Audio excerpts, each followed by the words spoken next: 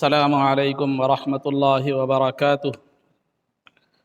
الحمد للہ رب العالمین والصلاة والسلام علی سید الانبیاء والمرسلین وعلی آلہ واصحابہ اجمعین ومن تبعہم بإحسان الی یوم الدین، اما بعد۔ قال اللہ تبارک وتعالی فی القرآن المجید والفرقان الحمید، اعوذ باللہ من الشیطان الرجیم، بسم اللہ الرحمن الرحیم۔ کم من فئة قلیلة غلبت فئة کثیرة بإذن اللہ، صدق اللہ العظیم۔ قال اللہ تبارک وتعالی فی شأن حبیبہ صلی اللہ علیہ وسلم، ان اللہ وملائکتہ یصلون علی النبی یا ایھا الذین آمنوا صلوا علیہ وسلموا تسلیما۔ اللهم صل وسلم وزد وبارك على حبيبك سيدنا ونبينا ومولانا محمد وعلى آله وأصحابه أجمعين۔ عزیزان محترم، اس سے قبل آپ حضرات کے سامنے 7 ہجری کے اہم ترین واقعات میں سے فتح خیبر اور عمرۃ القضاء، یہ دونوں اہم ترین واقعات تھے 7 ہجری کے، اور ساتھ ہی ساتھ یہ بات بتلائی گئی تھی کہ اس موقع پر چند اسلامی احکامات بھی نازل ہوئے۔ وہ یہ ہیں کہ گدھے اور خچر کے گوشت کو حرام قرار دیا گیا، اور سونے کو سونے کے بدلے میں، چاندی کو چاندی کے بدلے میں زیادتی کے ساتھ بیچنا حرام قرار دیا گیا، جبکہ برابری کے ساتھ بیچا جا سکتا ہے۔ اسی طرح درندے یعنی چیر پھاڑ کر کھانے والے جانور اور درندہ صفت پرندے یعنی چیر پھاڑ کر کھانے والے پرندے، ان کا بھی گوشت کیا ہے حرام قرار دیا گیا۔ اور اسی طرح متعہ بھی حرام قرار دیا گیا۔ 7 ہجری میں فتح خیبر کے موقع پر یہ احکامات نازل ہوئے۔ چونکہ متعہ یہ ایک اہم موضوع ہے، سابقہ نشست میں وقت کی قلت کی بنیاد پر میں اس پر روشنی نہ ڈال سکا، لیکن متعہ کے حوالے سے چند باتیں آپ حضرات کے سامنے رکھتا چلوں۔ عزیزان محترم، اسلام میں جو کسی بھی چیز کو جو حرام قرار دیا گیا، وہ اس کو بتدریج حرام قرار دیا گیا، آہستہ آہستہ آہستہ حرام قرار دیا گیا۔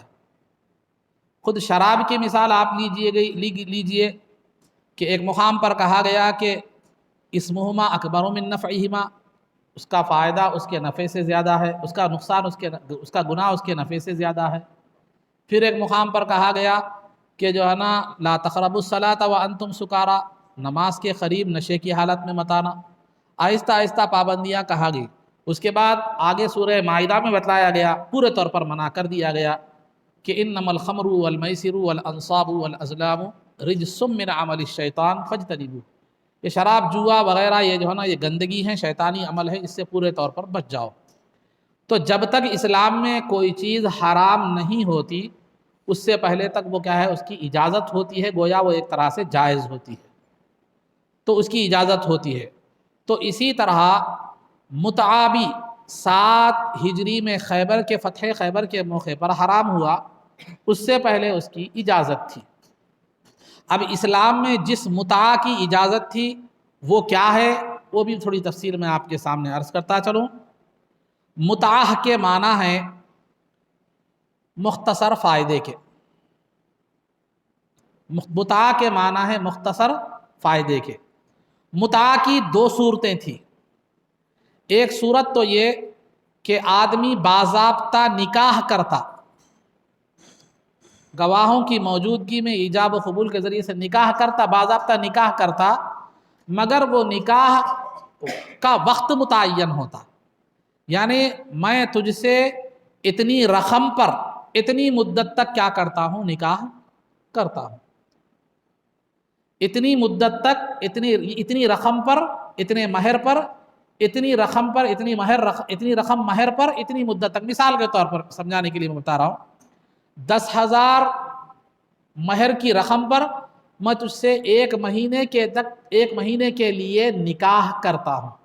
اس کو اصطلاح میں نکاح موقت یا کنٹریکٹ میرج جس کو آپ کہہ سکتے ہیں. تو یہ ایک صورت متاع کی ہوئی. اس میں اور جو ہمارا اصطلاحی نکاح ہے جو آج بھی قائم ہے، جو ہم نکاح آج جو کرتے ہیں، نکاح جو سنت نبوی ہے، تو ان دونوں میں فرق یہ ہے کہ یہ نکاح جو متاع کے حوالے سے جو نکاح ہوتا تھا اس کا وقت مقرر ہوتا، 1 مہینہ 2 مہینے جتنا بھی آپس میں مقرر کیا جاتا، وقت مقرر ہوتا. لیکن ہمارا جو نکاح آج سنت نبوی ہے، وہ نکاح جو ہے اس کے لیے کوئی وقت مقرر نہیں ہے. ٹھیک ہے، پہلے اس کے لیے وقت مقرر تھا، اس کے لیے وقت مقرر نہیں ہے. اور دوسرا فرق یہ ہے کہ ہمارا جو نکاح سنت نبوی ہے جو آج تک بھی باقی ہے، جس کا حکم قیامت تک انشاءاللہ رہے گا، تو یہ جو نکاح ہے یہ اس کو اگر ختم کرنا ہے تو طلاق ضروری ہے. طلاق کے بغیر یہ نکاح، یا طلاق یا خلا بولیے آپ، اس کے بغیر یہ نکاح کیا ہوتا ہے؟ ختم نہیں ہوتا. لیکن جو متاع کے حوالے سے جو نکاح ہوتا تھا، وہ نکاح جتنی مدت مقرر کی جاتی، مدت مقرر ہوتے ہی جو ہے بغیر کسی طلاق کے دونوں جدا ہو جاتے تھے. 1 مہینے کی مدت مقرر ہوئی تو 1 مہینے کے بعد خود بخود نکاح ختم ہو جاتا تھا. کس میں؟ متاع کے حوالے سے جو نکاح ہوتا ہے جس کو کنٹریکٹ میرج یا نکاح موقت. اور تیسرا فرق یہ ہے کہ اگر یہ جو سنت نبوی جو نکاح ہے جو آج تک باقی ہے، جو عام طور پر ہم نکاح کرتے ہیں، یہ نکاح میں اگر طلاق دی جائے یا خلا لی جائے تو عورت کے 3 ایام گزرنے کے بعد وہ دوسرے سے نکاح کر سکتی ہے. 3 ایام گزرنے کے بعد وہ دوسرے سے نکاح کر سکتی ہے. لیکن متاع والا جو نکاح تھا اس میں صرف 1 ایام گزرنے کے بعد عورت دوسرے سے متاع وغیرہ کر سکتی تھی. یہ فرق تھے، یہ متاع و متاع. تو متاع کی ایک صورت وہ تھی جو نکاح کے ذریعے سے ہوا کرتی تھی. یہ ابتدائے اسلام میں اس کی اجازت تھی، کیونکہ اس حوالے سے کہ اس کی حرمت کا حکم نہیں آیا تھا. یہ اس کی اجازت اس حوالے سے تھی کہ اس کی حرمت کا حکم ابھی نہیں آیا تھا. جب تک کسی چیز کا حرمت کا حکم نہیں آیا، وہ اس سے پہلے اسی کیا ہوتی ہے؟ اجازت ہوتی ہے. اور ایک نکاح کی دوسری صورت ہے. دوسری صورت یہ کہ وہاں نکاح وغیرہ کچھ بھی نہیں، نکاح وغیرہ جو ہے نا کچھ بھی نہیں، بلکہ جو ہے نا صرف عورت کو چند پیسے دیے جاتے اور اتنے دن تک میں تجھ سے فائدہ اٹھاؤں گا، 10,000 دیتا ہوں، 10,000 10 دن تک تجھ سے میں فائدہ اٹھاؤں گا، اپنی خواہش کی تسکین کروں گا یا تجھ سے فائدہ اٹھاؤں گا. یا نکاح وغیرہ کچھ نہیں ہوتا تھا. یہ عین زنا ہے. نہ یہ اسلام میں پہلے تھا نہ اب ہے. پہلا جو نکاح والا متاع تھا وہ ابتدائی اسلام میں جائز تھا، اور جو ہے نا 7 ہجری میں یعنی خیبر کے فتح کے موقع پر اس کو بھی حرام قرار دیا گیا. اب وہ بھی جائز نہیں ہے. ٹھیک ہے بات یہ ہو گیا. یہ متاع کے حوالے سے کچھ باتیں جو ضروری تھی جو آپ کے سامنے میں نے آپ کے سامنے رکھ دی. یہ تو 7 ہجری کے اہم ترین واقعات تھے. اب 8 ہجری کے اہم ترین واقعات میں سے سب سے پہلا جو واقعہ ہے وہ سریہ موتہ کا ہے. سریہ موتہ.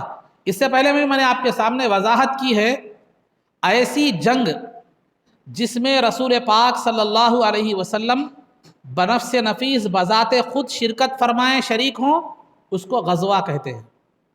اور جس جنگ میں سرکار تشریف نہ لے جائیں بلکہ صحابہ کو روانہ فرمائیں تو اس کو کیا کہتے ہیں؟ سریہ کہتے ہیں. تو یہ سریہ موتہ یہ جمادی الاولیٰ 8 ہجری میں یہ جنگ پیش آئی، یہ سریہ پیش آیا، سریہ موتہ. اس کو موتہ اس لیے کہا جاتا ہے کہ موتہ ایک مقام کا نام ہے اور اس مقام پر یہ جنگ ہوئی تھی.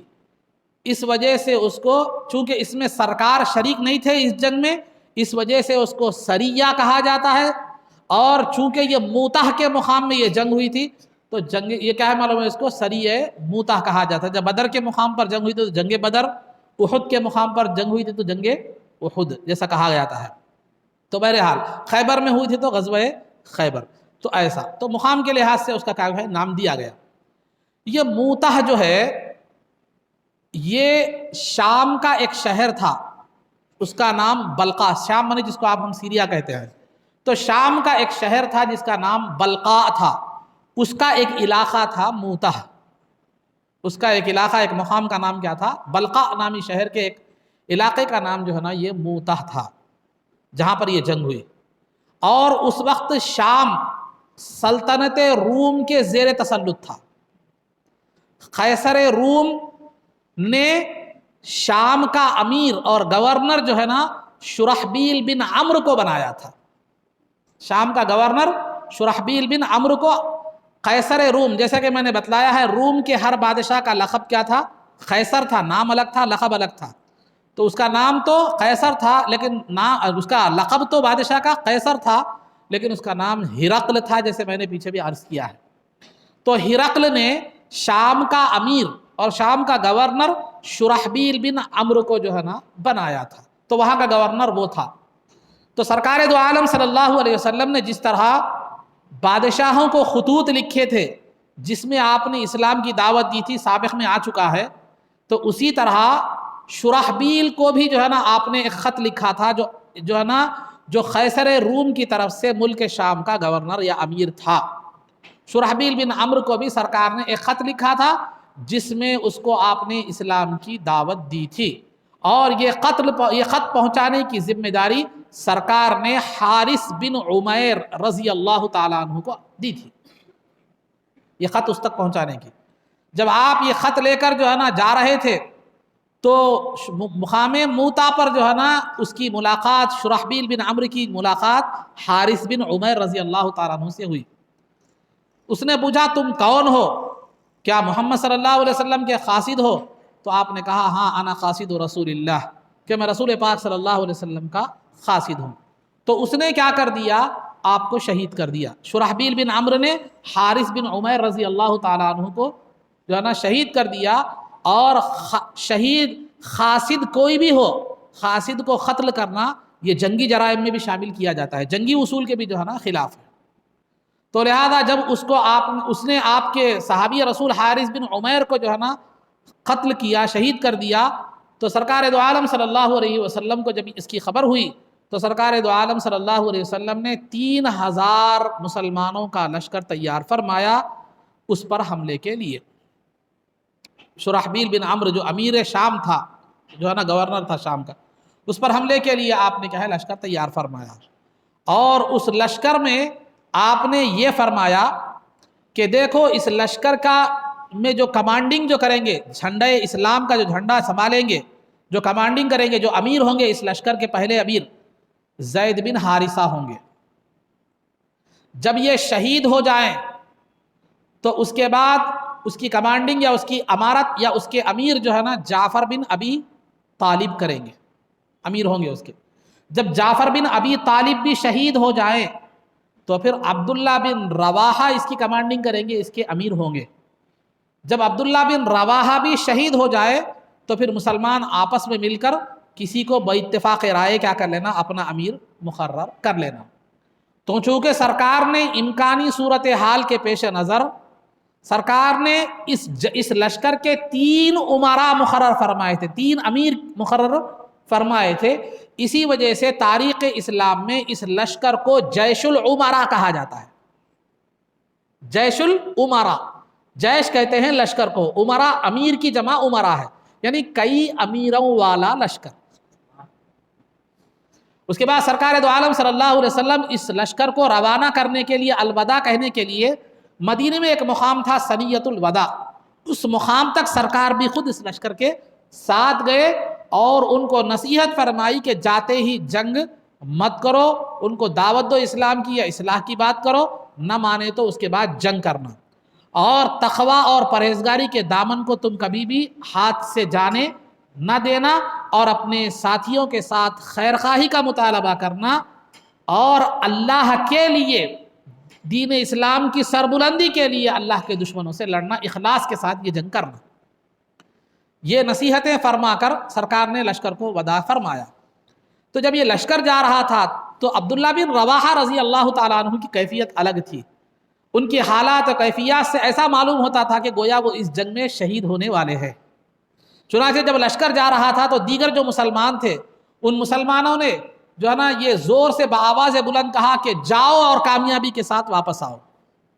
تو عبداللہ بن رواحہ رضی اللہ تعالیٰ عنہ نے کچھ اشعار پڑھے جس کا مفہوم یہ تھا کہ میں صرف جا کر کامیابی کے ساتھ واپس آنا نہیں چاہتا، بلکہ میری خواہش یہ ہے کہ اس جنگ میں تیز زخمی ہو جاؤں اور اللہ کی راہ میں شہید ہو جاؤں، اور اگر کوئی میری قبر پر سے بھی گزرے تو کہے کہ اس نے کیا ہی بہترین شہادت کی موت پائی ہے.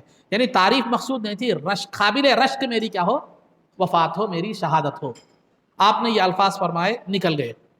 جب یہ مسلمانوں کا 3000 کا لشکر جو ہے یہاں سے مدینہ منورہ سے نکلا تو اس کو شرحبیل بن عمرو کو جو ہے خبر ہو گئی کہ مسلمان حملے کے لیے آ رہے ہیں، تو اس نے 1,00,000 کا لشکر تیار کیا.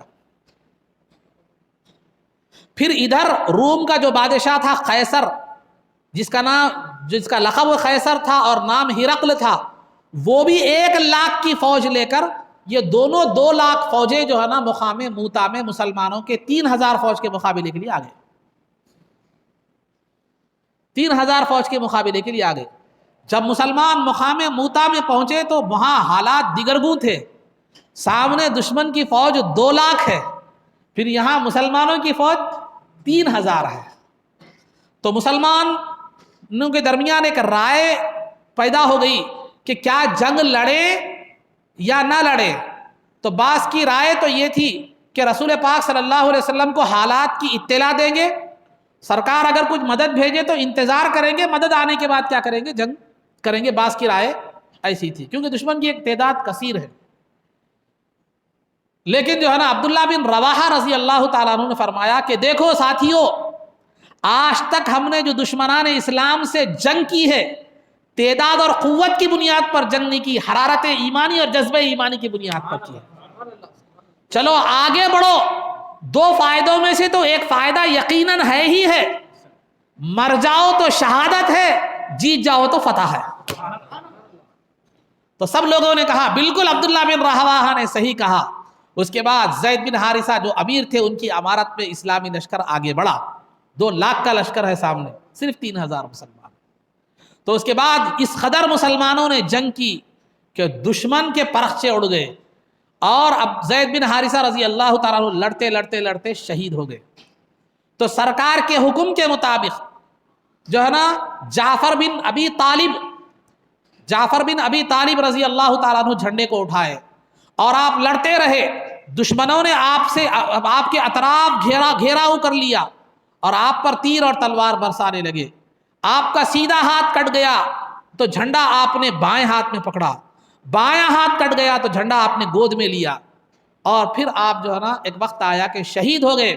جب آپ کی لاش کو دیکھا گیا، نعش مبارک کو، تو 90 زخم تیر اور تلوار کے تھے، اور پورے کے پورے زخم سامنے تھے، پیچھے ایک زخم بھی نہیں تھا. تو آپ نے دشمن کا سامنے سے مقابلہ کیا. تو لہذا اس کے بعد آپ کی شہادت کے بعد عبداللہ بن رواحہ سرکار کے حکم کے مطابق آپ نے جھنڈا لیا.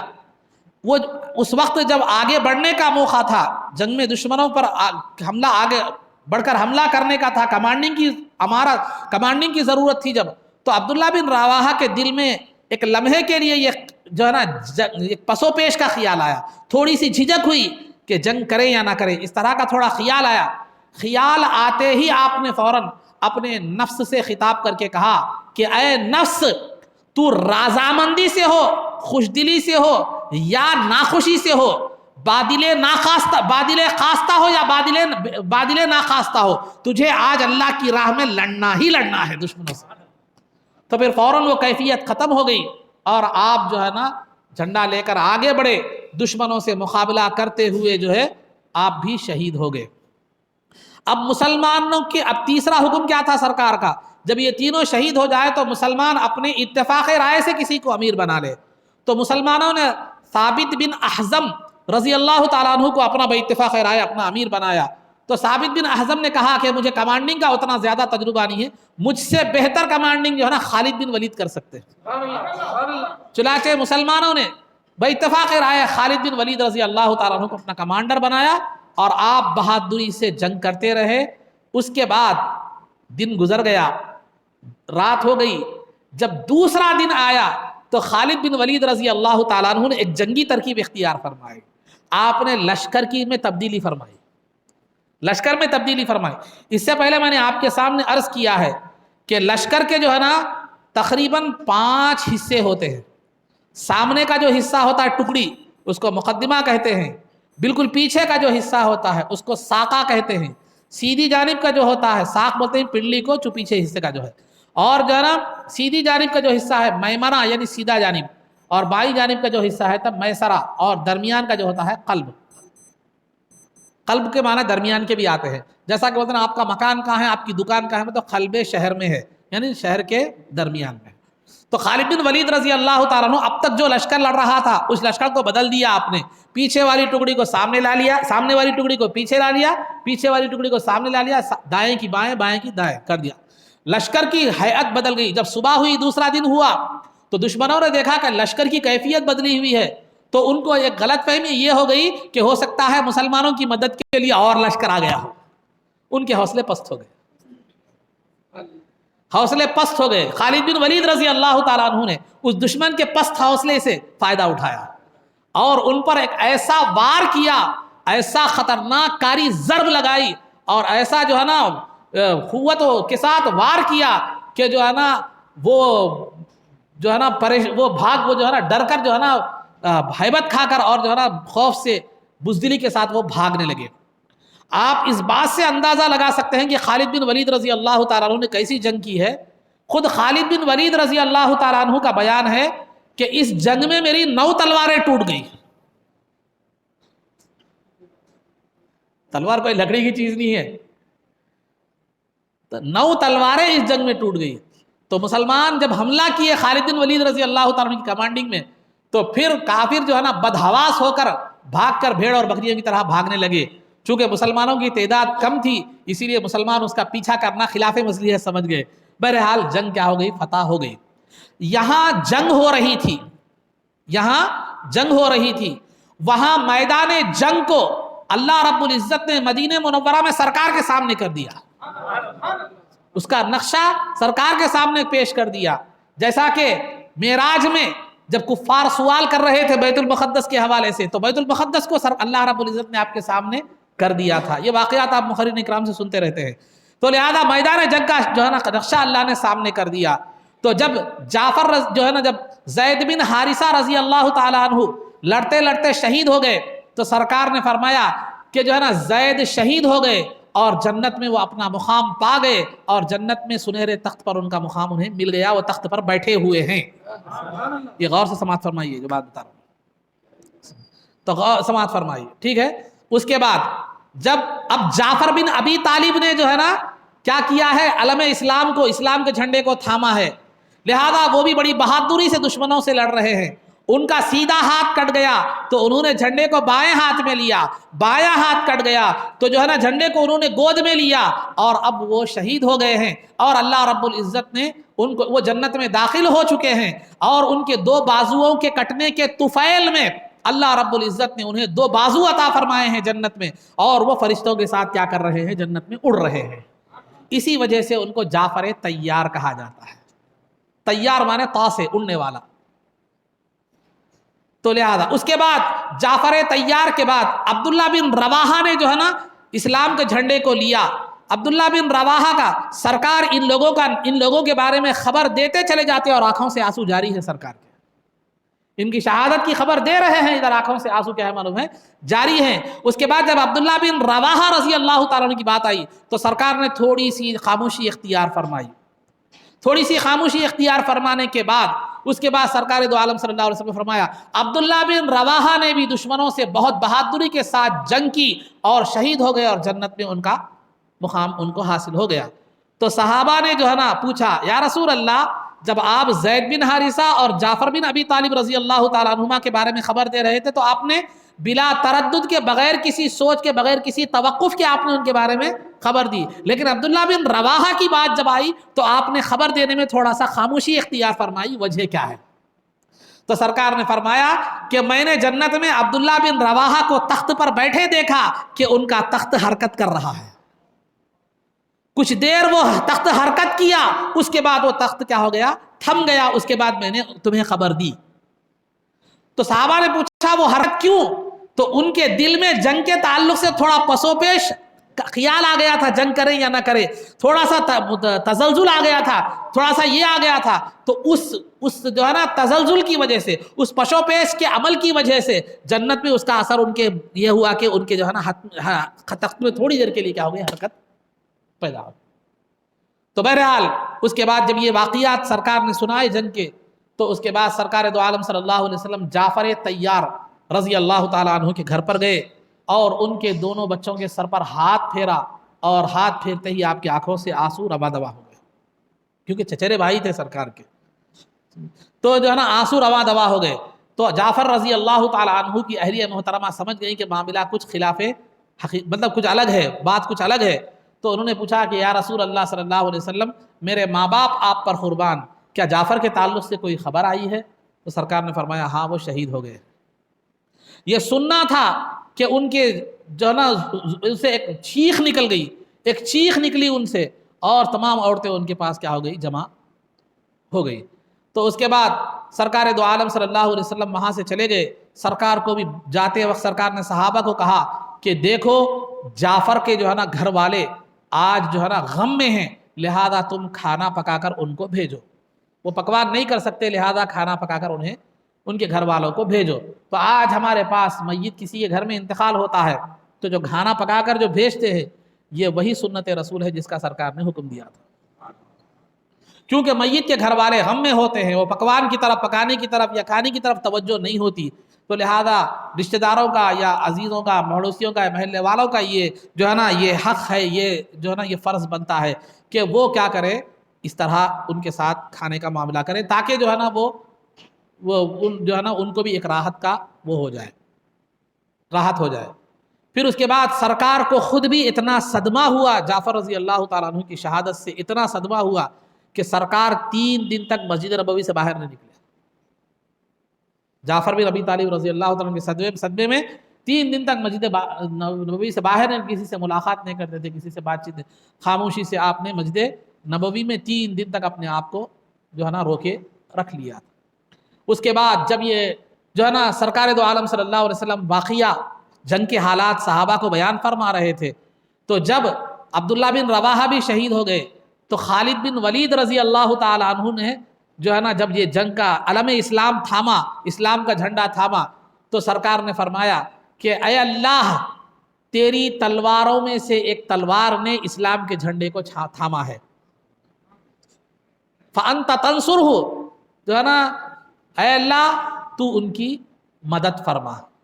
تو لہذا اس کے بعد سرکار دو عالم صلی اللہ علیہ وسلم کی اسی، کیونکہ ان کو اللہ کی تلوار فرمایا تھا، فَمِن يَوْمَئِذٍ سُمِّيَ خَالِدٌ سَيْفَ اللَّهِ یا سَيْفًا مِّن سُيُوفِ اللَّهِ، اسی دن سے خالد بن ولید رضی اللہ تعالیٰ عنہ کو لقب سیف اللہ یعنی اللہ کی تلوار پڑ گیا، کیونکہ سرکار نے فرمایا تھا کہ اے اللہ، خالد بن ولید تیری تلواروں میں سے ایک تلوار ہے، اس کی مدد فرما۔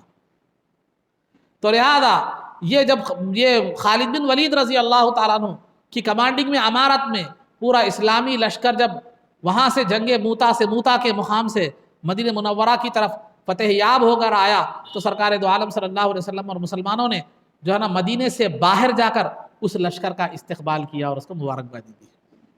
یہ تھا 8 ہجری کے اہم ترین واقعات میں سے جمادی الاولیٰ 8 ہجری میں رونما ہونے والا واقعہ، اہم ترین واقعہ سریہ موتہ۔ سریہ موتہ، اس جنگ میں 12 صحابہ اکرام شہید ہوئے، اس جنگ میں 12 صحابہ اکرام شہید ہوئے، اور مسلمانوں کا مقابلہ 3000 مسلمانوں کے مقابلے میں تقریباً دشمن کا لشکر 2 لاکھ تھا۔ اور جب عبداللہ بن رواحہ رضی اللہ تعالیٰ عنہ جنگ کر رہے تھے تو کھانا پیاز بھوک وغیرہ کا غلبہ تھا، تو آپ کے ایک چچیرے بھائی نے ایک گوشت والی ہڈی ان کو دی عبداللہ بن رواحہ کو کہ لو یہ چوسو، تھوڑا سا دم آ جائے گا، جنگ میں مدد مل جائے گی۔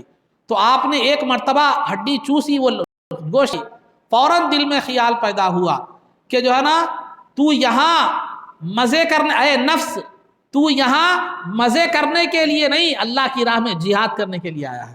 تو فوراً اس ہڈی کو پھینک دیا اور جو ہے نا جنگ میں مصروف ہو گئے اور شہادت آپ نے پائی۔ تو یہ چند واقعات تھے سریہ بوتا کے حوالے سے۔ پھر انشاءاللہ اسی میں آگے فتح مکہ بھی ہے اور دیگر واقعات بھی، اہم ترین جو ہے نا واقعات بھی آگے آئیں گے۔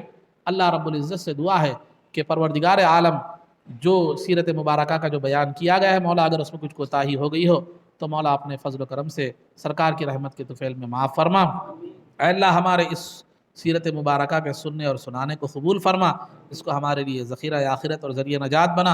اے اللہ سرکار دو عالم صلی اللہ علیہ وسلم کی سیرت کو اپنی زندگیوں میں جگہ دینے کی توفیق عطا فرما، عزت و عافیت کی زندگی دے اور ایمان پر ہمارا خاتمہ فرما، قبر میں دیدار مصطفیٰ سے بہرور فرما، حشر میں نبی پاک صلی اللہ علیہ وسلم کے قدموں میں ہمارا حشر فرما، آپ کی شفاعت عظمیٰ سے ہم کو بہرور فرما، آپ کے دست مبارک سے جام کوثر پینا نصیب فرما، جنت میں آپ کی غلامی معیت اور رفاقت نصیب فرما۔ صلی اللہ تعالی وسلم علی خیر خلقہ سیدنا محمد وآلہ وصحبہ اجمعین برحمتک یا ارحم الراحمین والحمد للہ رب العالمین۔